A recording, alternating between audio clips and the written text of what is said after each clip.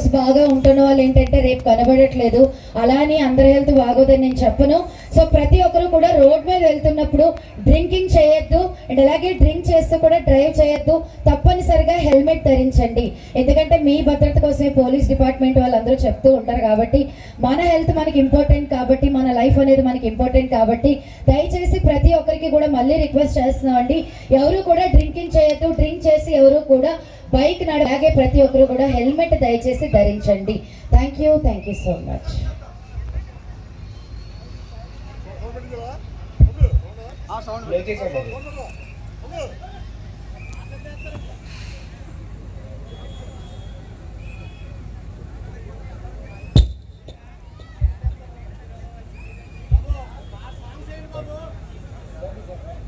అలానే ఎర్రగొండమ్మ తల్లి గ్రామ కమిటీ, ఆలయ కమిటీ పెద్దలు, అలాగే గ్రామ పెద్దలు కూడా ఒకసారి స్టేజ్ మీద రావాలి.